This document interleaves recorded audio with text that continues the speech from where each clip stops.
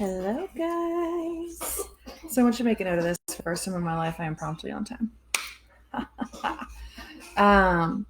So I wanted to come on live and talk about affirmations. I used affirmations to change my life drastically. It was one of the big pieces that I used to really catapult me into a different reality in a really short period of time. And I've been posting affirmations on Facebook for a good year and a half now, probably, and on Instagram, pretty much everywhere online where you can find me.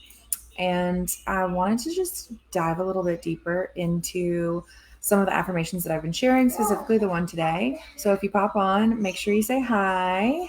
I have had almost 100 friend requests today, and I don't know where they're coming from because I have mutual friends with everyone. So if you're new here, say hi, tell me where you're from, and dive right in because I love affirmations. Earlier this year, I taught a short masterclass on what affirmations are, why they're not bullshit, and how they work, how we can use them to literally rewrite our programming, because our brains essentially are computers, right? And whatever programs they have adapted throughout their lives, they're going to continue to run. And most of the time, we're not even aware of the program. So the affirmation that I posted today, it said, make sure I get it right because I've posted a bunch. It is safe for me to have more than enough. Because how many people out there have managed to change their financial situation, and they'll get to where they've got a little bit of surplus, and then something happens and they drop back down to not enough or just barely enough. If I had $1 for every time I heard a friend of mine be like, why can't I just get ahead? Or I'm sick of living paycheck to paycheck. Daddy would be retired, right? He'd be a stay-at-home dad. And I lived in that reality for so long, and it is so frustrating when you're living paycheck to paycheck and you're I can't work any harder, right? There's 24 hours in a day. I can't work any harder. I can't do any more. Why can I not get ahead? Why are some people so much better off than I am? Oh, hello. Can I help you, sir? Can I have a treat? You want a treat? Yeah. If I had $1 for every time I heard, can I have a treat or chocolate? Can I have a treat? Chocolate. After mommy's video. Mommy, I'm back chocolate. We will discuss it after this, and also you have to eat dinner.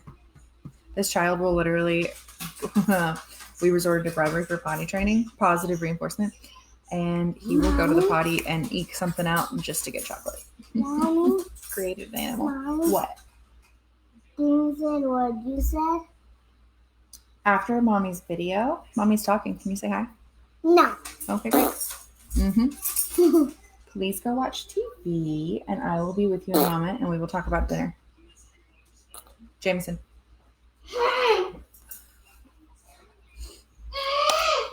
Anyways, working from home with a toddler. It's been delightful. That's why my hair is curled today. She's big, she's bold. She just needed 30 minutes in the bathroom by herself. A few minutes away from the toddler. Bless his heart, he's so sweet.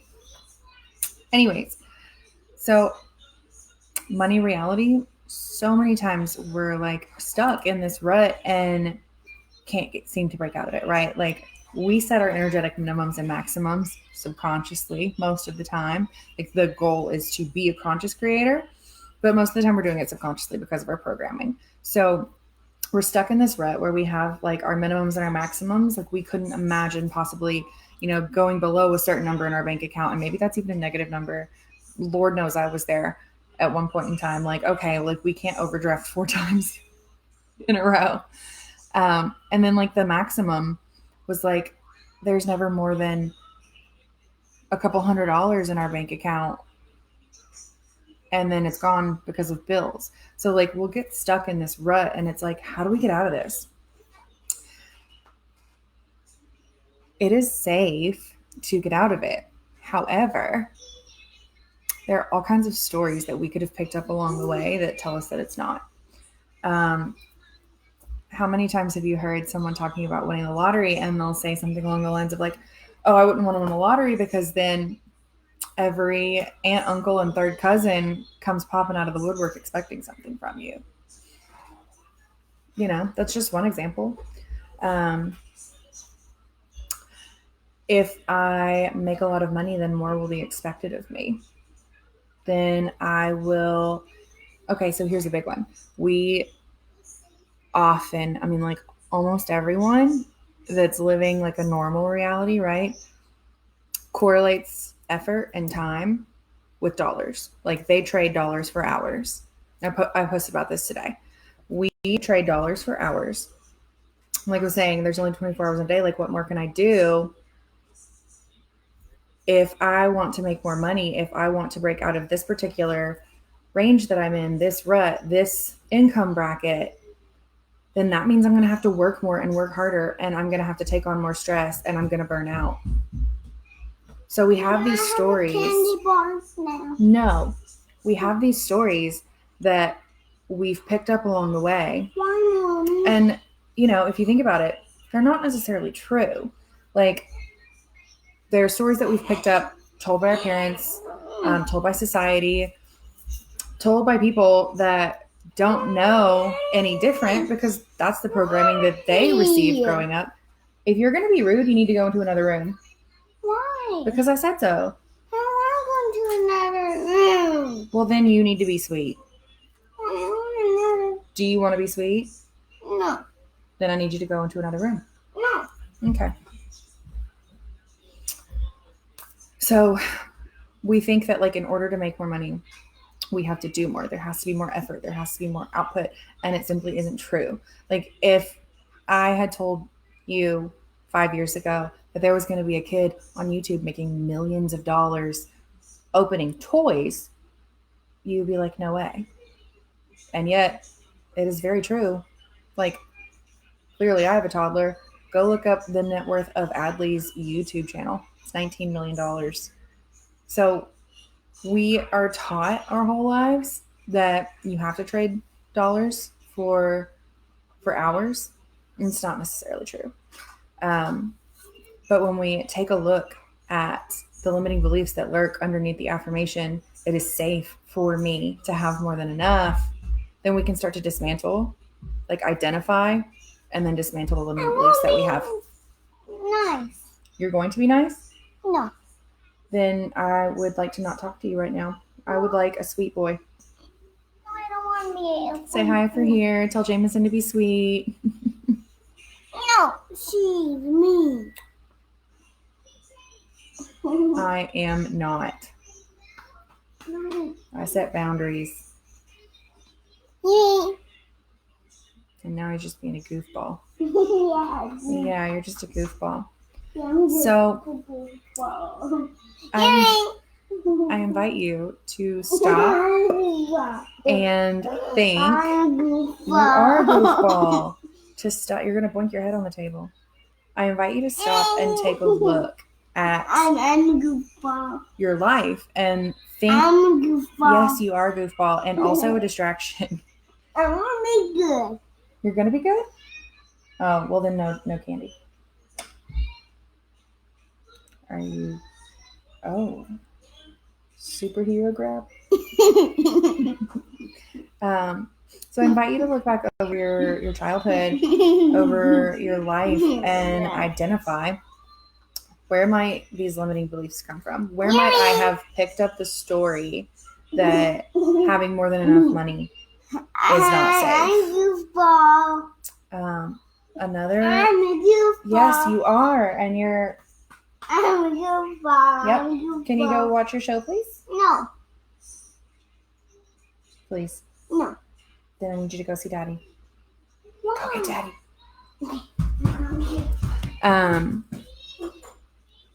Another. Knock politely.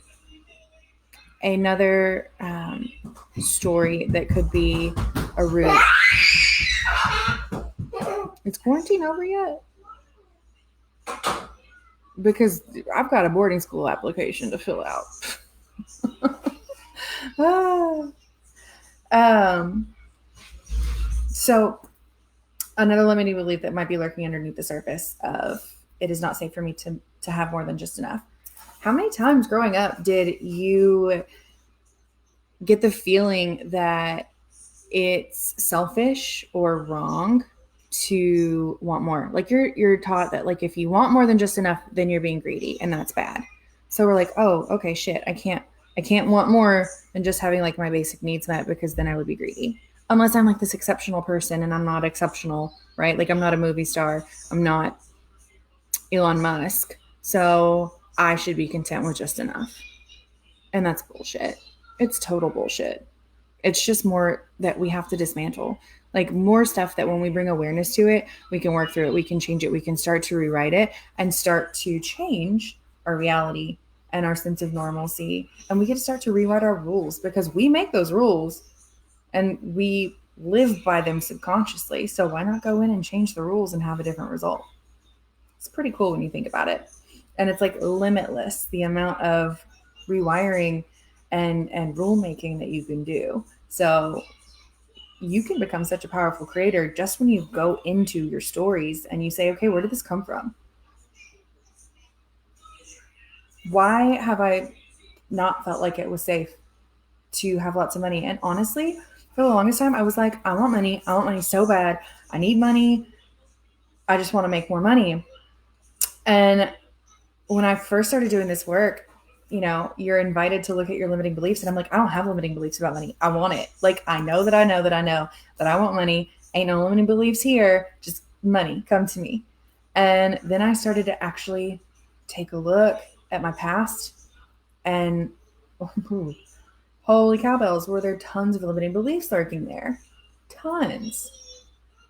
You know, stuff like money is hard to make. It leaves faster than it comes. You have to work really hard to make money. I posted about that today. Like, you do not necessarily have to work really hard to make money. Now, a good work ethic is not a bad thing. And burning out your fatigue, like your adrenals, and living in a state of fatigue and stress and hustle and burnout isn't a good thing either. So it's just taking a look, using that awareness, shining that light on our thoughts, on the programs that are running subconsciously and running our lives, and writing new rules. It's actually pretty fun because it's literally limitless. So, one last thing that I wanted to touch on is something that is going on subconsciously, something that's going on within our minds that keeps us safe. And by safe, I also mean limited. So your ego, and not the kind of thing that's like, check out how good I look. Look at these girls. They look so good. Like, not that ego, but the ego that is essentially like your scared 8-year-old self that wants to keep you safe. It keeps you stuck where you are. It's essentially like it can be quicksand. It will keep you where you are because it knows it. It knows the lay of the land. It knows the terrain. It kept me in a toxic job for 4 years because like it could be dangerous for me to leave this job. Like, the devil, right? I could leave this job and the next one could be so much worse and I could make no money and then I won't be able to pay my bills and then I'll be homeless. You know what I mean? So what we have to do with our ego is like identify when it's coming into play. Because it's like, okay, my ego wants to keep me safe.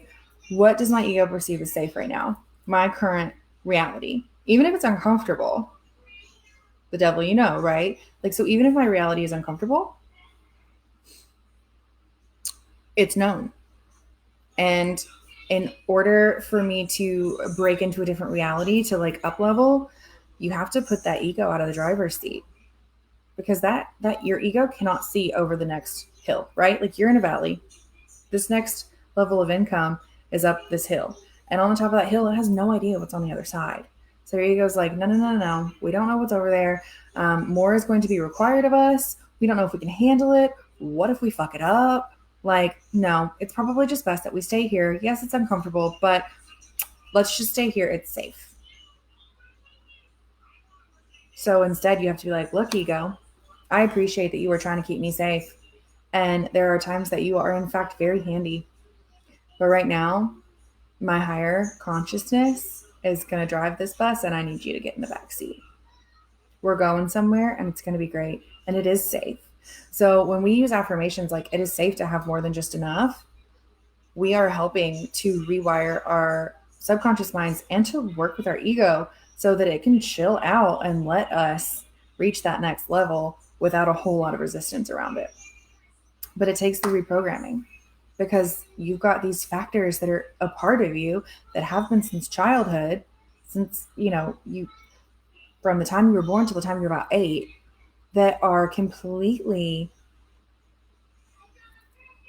running your narrative, that are completely designing your life. And it's things that you don't even question because your subconscious mind is a sponge and it turns on when you were born. And every piece of information, every input, everything you're told, especially from your parents, especially from the parent whose love you seek the most, you accept it as fact. Like there's no questioning. That's your conscious mind, and that doesn't turn on till later. Like you accept it as truth, especially if there's a memory attached to it, especially if there is a memory with a very highly emotionally charged function with it, right? So, like, one of my first memories of money was seeing my mom crying, and it was because there wasn't enough money to pay the bills. And I, from a very early age, because I witnessed that, and I'm sad. My mom is sad. My mom is crying. I love my mom. I don't want my mom to cry. So money must be bad. Money must be dangerous. Money isn't good because it makes people cry. It hurts people. Cue a long-term toxic relationship with money. So I invite you to try on the affirmation. It is safe to have more than just enough, and to do some digging into your past, into the chasms of your subconscious mind, and to see what might be lurking under there that could be keeping you at your current income bracket, even though you're not happy with it. If you have any questions, I'm happy to help. Just shoot me a message or pop them in the comments. I love bouncing stuff back and forth. And if you're into this kind of thing, this is what Heal Your Relationship with Money is going to be all about. We're going to be diving into all of your individual subconscious beliefs, all of the limiting beliefs that you personally have around money, and we're going to be rewriting them together. We're going to be going into the roots, digging them out. Like, there is not going to be any, like, let's open the wound, see what's in there, and then just move on. No. We are going in, we are cutting it out, we are cauterizing it, we are sealing it back up, stitching it, band-aiding it, and then we are moving on so that we don't have to go back and reopen this wound later. Like, we are going deep and we are healing things and we are moving forward so that you can be the powerful conscious creator that you were born and destined to be, because abundance is your birthright. So this is the kind of thing that you're into, let me know, and I'd be happy to talk more with you about it and set up your one-on-one session. Everyone that signs up for Heal Your Relationship with Money gets 2 one-on-one sessions with me, one at the beginning, just so that we have a really great foundation to start on, and then one for you to use whenever you like. So if you want to go ahead and start diving into your personal beliefs and writing affirmations that are specific to you, to your limiting beliefs, to your life, to your stories, then get in my inbox and we will go ahead and set up your session and start diving into your stories and where they all came from and how we can write a better story and how we can write this beautiful reality for you to start calling in and living. So let me know if you have any questions. I love you guys so much, and it is safe for you to have more than just enough. Love you guys. Good night.